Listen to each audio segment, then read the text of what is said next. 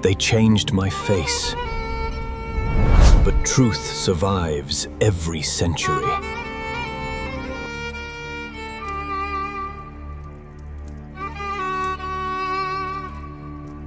Before you roll your eyes at the red sheet, sit down and give me 11 seconds. The original Saint Nicholas was a dark-skinned man born around 270 AD in Patara, a city in what is now southern Turkey, who served as Bishop of Myra in the Roman province of Lycia and died on December 6, 343 AD. His bones were stolen from Myra in 1087 AD by Italian sailors and taken to Bari, Italy, where forensic scientists led by Professor Francesco Introna and anthropologist Caroline Wilkinson at the University of Manchester examined his skull in 2004 and reconstructed his face. The result showed a man with olive to brown skin, a broken nose from prison torture during the persecution under Emperor Diocletian around 303 AD, and features consistent with the Anatolian and Eastern Mediterranean populations of his region, which is to say a brown-skinned man, not a pale European elf. The jolly white Santa Claus you know was invented by the cartoonist Thomas Nast in Harper's Weekly between 1863 and 1886, and finalized by Coca-Cola advertising illustrator Haddon Sunblom starting in 1931. The real Father Nicholas was a brown-skinned Mediterranean African adjacent bishop who got rebranded into a pale North Pole grandpa by American marketing. Stay with me, because the bones exist, the scans are published, and the rebranding has receipts. Start with the man himself, because the actual life is wild enough to hold its own without the reindeer. Nicholas was born around 270 AD to wealthy Christian parents in Patara, a port city on the southern coast of Anatolia in what is now Turkey. His parents died of plague while he was young, leaving him a substantial inheritance. Instead of keeping the money, he gave it away to the poor, secretly throwing bags of gold through windows at night to save young women from being sold into slavery because their families couldn't afford durais.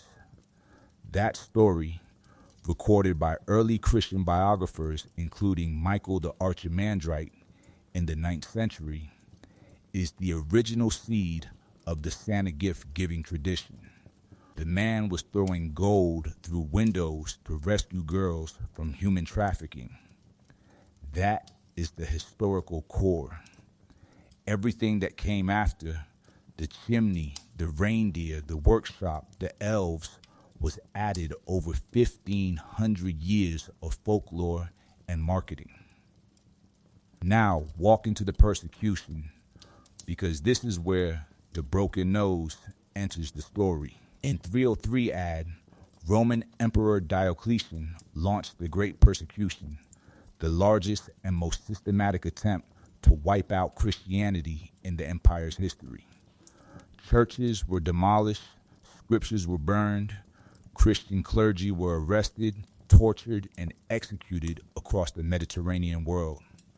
Nicholas, by then the Bishop of Myra, was arrested and thrown in prison. He was beaten. He was tortured. Multiple sources from the early church tradition record that he suffered physical violence during this imprisonment, including blows to the face that broke his nose. When the persecution ended under Emperor Constantine in 313 AD with the Edict of Milan, Nicholas was released along with thousands of other Christian prisoners and returned to his work as bishop with the scars to prove what he had survived. That broken nose stayed with him for the rest of his life and stayed with his bones for 1,700 years. Drop into the Council of Nicaea in 325 AD because Nicholas was there, and the legend that comes out of it is the wildest receipt the modern Santa myth never tells you. Emperor Constantine called the council to settle the dispute over the nature of Christ, with around 300 bishops gathered from across the Christian world to hammer out what became the Nicene Creed. Nicholas was one of those bishops. During the debate, a theologian named Arius argued that Jesus Christ was a created being, not equal to God the Father. The story preserved in Eastern Orthodox tradition holds that Nicholas got so angry listening to Arius that he walked across the room and slapped him in the face. The other bishops were horrified. Constantine stripped Nicholas of his bishop's robes and threw him in prison for striking a fellow bishop on holy ground. According to the tradition, Jesus and Mary appeared to Nicholas in his cell that night, restored his robes, and the next morning the other bishops found him free and reinstated. Whether you take the miraculous part literally or not, the historical core is that Nicholas was a tough, sometimes hot-tempered, brown-skinned Mediterranean bishop who would knock the teeth out of a heretic to defend the divinity of Christ. The cuddly grandfather in the red suit hands you cookies. The real Nicholas would slap you for bad theology. Now look at the bones, because this is where modern science meets ancient legend. Nicholas died on December 6, 343 AD in Myra and was buried in his cathedral. For 700 years, his tomb stayed there as a major pilgrimage site. In 1087 AD, a group of Italian sailors from the city of Bari, hearing that Muslim Turkish forces were advancing into the region and worried that the relics might be lost, broke into the tomb, stole most of the bones, and shipped them back to Italy. The bones have rested in the Basilica di San Nicola in Bari since May 9, 1087. In 1953, the basilica allowed researchers to examine the bones for the first time in modern history, and they took detailed measurements and photographs. In 2004, Professor Francesco Introna, a forensic anthropologist at the University of Bari, working with Caroline Wilkinson, then at the University of Manchester's Unit of Art and Medicine, used those measurements and modern facial reconstruction technology to build a digital model of Nicholas's face. The reconstruction was updated in 2014 using improved 3D imaging. Look at what the reconstruction shows, because the image is publicly available and the experts described it on record. The face is that of a man in his 70s with olive to brown skin, a broad jaw, a strong brow, full lips, a thick neck, and a clearly broken nose that had healed crooked. The skin tone falls within the range typical of Eastern Mediterranean and Anatolian populations of the period, which historically blended Greek, Roman, Anatolian, Levantine, and North African ancestry. He was not the pale, blue-eyed, snow-white bearded figure of European Christmas card art. He was a brown-skinned Mediterranean bishop with the face of a man who had survived torture and lived to tell about it. Caroline Wilkinson described him as a serious-looking man with a strong physical presence. That reconstruction has been published in multiple outlets, including a BBC documentary. And the image is sitting on the internet right now if you want to look at the face of the real Father Nicholas. Now drop into Black Peter, because this is where the European tradition kept a fragment of the African connection in the holiday folklore. In the Netherlands and Belgium, The Saint Nicholas celebration on December 5th has for centuries featured a companion figure called Zwarte Piet, Black Pete, depicted as a black or dark-skinned helper who travels with Nicholas. The modern version of the character is widely understood as racially offensive and has been the subject of major protests across Europe for the past 20 years. But the deeper history of the figure is older and more complicated than the blackface costume suggests. Some historians, including Patrick Shawcable and others studying medieval Dutch tradition, have argued that the original Black Peter figure preserved the memory of Saint Nicholas as a Mediterranean and possibly Moorish figure, since medieval European Christians associated Southern Mediterranean and North African Christians with the wider Christian world Nicholas belonged to. Other scholars argue Black Peter emerged from later medieval associations between darkness and the devil. The debate is real. The point is that European folk tradition itself preserved an association between Saint Nicholas and black or brown skin that the modern American Santa Claus completely scrubbed. Walk through how the rebranding happened because the receipts have specific dates and specific artists. The first major American depiction of Santa Claus came from the poem A Visit from Saint Nicholas, commonly known as The Night Before Christmas, published anonymously in 1823 and later attributed to Clement Clark Moore. Moore described Santa as a chubby, jolly old elf with a white beard and a fur-trimmed suit, drawing on Dutch Sinterklaas traditions filtered through American imagination.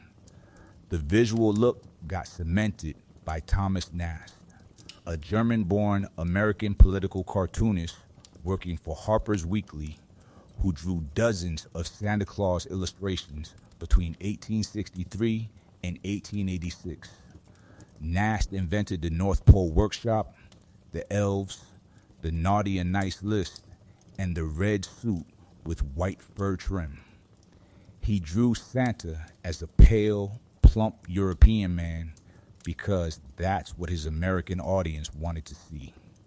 The Coca-Cola Company finalized the modern Santa starting in 1931 with illustrator Haddon Sunblom, who based his Santa on a retired Coca-Cola salesman named Lou Prentice and painted him every year for over 30 years. By 1964, the Coca-Cola Santa was the global standard. A century of American advertising replaced a brown-skinned Mediterranean bishop with a fictional white grandfather, and the world bought the rebrand without checking the receipts. Now sit with what got lost in the swap because the substitution wasn't just cosmetic.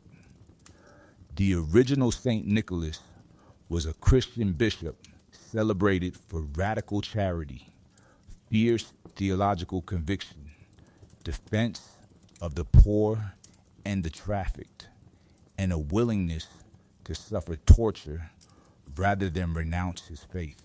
The modern Santa Claus is a benign consumer mascot selling soda, toys, and Christmas commerce. The transformation isn't just from brown to white. It's from saint to salesman.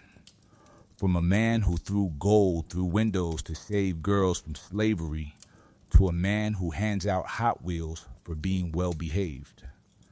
The whitewashing of his skin happened alongside the hollowing out of his meaning. Both moves serve the same project. Make the holiday safe for white American Protestant consumerism and strip away the parts that pointed to a darker, more confrontational, more inconveniently Mediterranean and Christian original. Look at how the church remembers him outside of the American Santa machine because the older tradition kept the original. The Greek Orthodox Church, the Russian Orthodox Church, the Coptic Orthodox Church, and the other Eastern Christian traditions have venerated Nicholas of Myra as a saint continuously since the 4th century. December 6th is his feast day across most of the Christian world, the day of his death in 343 AD. In Russia, he is the patron saint of the nation. In Greece, he is the patron of sailors and travelers. In churches across the eastern Mediterranean, his icons show him in bishop's robes with brown skin, a dark beard, and the gaunt face of a man who lived austere and gave away his fortune. The American Santa is a cartoon. The original Nicholas is a saint, and his face on those icons looks much closer to the forensic reconstruction than to anything you see on a Hallmark card. Drop into the relics one more time because there's a detail that ties the whole story together. When researchers examined the bones in Bari, they found something striking.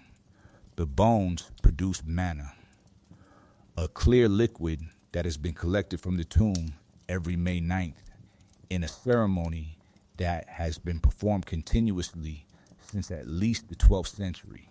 The basilica preserves the liquid, which has been chemically analyzed and found to be pure water with no contaminants and no known source within the tomb. The Catholic Church considers it miraculous. Skeptics consider it condensation from the marble construction. Either way, the phenomenon has drawn pilgrims to Bari for nearly 1,000 years, and the tradition keeps the memory of the real Nicholas alive in a way that the American Santa Claus completely buries. There are people right now, today, lighting candles in a basilica in southern Italy in front of the bones of a brown-skinned Mediterranean bishop, while children in Australia and America write letters to a white-bearded fictional grandfather who lives at the North Pole. Same name, same date, completely different person. Now bring this back to where it cuts deep.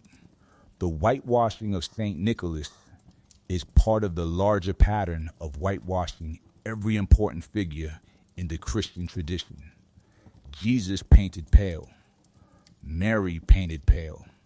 Moses painted pale. St. Augustine painted pale. The apostles painted pale. St. Nicholas painted pale. The result is a religious imagination in which the holy is always white and the followers of color are always recipients of a faith built by people who look like the dominant culture. That isn't theology. That is propaganda dressed in stained glass.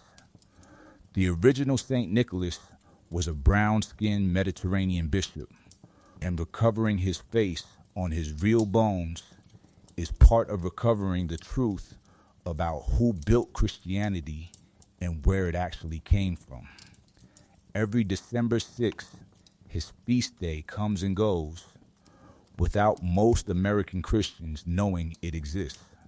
Every December 25, a fictional white version of him gets celebrated by the same Christians who would not recognize the real man if his reconstructed face walked into their living room. Bring it home where it has to live. The next time you put up a Christmas tree, hang an icon of the real Saint Nicholas next to the Santa decoration. The next time a kid asks about Santa, tell them about Father Nicholas of Myra, the brown-skinned bishop with a broken nose who threw gold through windows to save girls from being sold. Tell them about the slap heard around Nicaea. Tell them about the bones in Bari and the face the scientists rebuilt. Tell them about the persecution he survived and the faith he refused to renounce. The reindeer can stay. The chimney can stay. But the man underneath the legend deserves to be remembered the way he actually lived and the way his actual face still looks on the bones still preserved in a basilica in Italy. Hand the kids the real story alongside the fairy tale, because the real story is better than the cartoon. Drop a comment with what you were told about Santa Claus growing up and whether anybody ever mentioned the real Saint Nicholas of Myra. Tell me if you've seen the forensic reconstruction of his face and what your reaction was. Tell me if your church tradition celebrates December 6th as his feast day, or if it got swallowed by the American Santa altogether. And tell me which whitewashed saint you want me to break down next. Saint Augustine of Hippo, Saint Anthony of Egypt, Saint Mary, the mother of Jesus, Saint Maurice, the black warrior saint, Saint Moses, the Ethiopian. Pick one, and I'll bring the receipts the same way.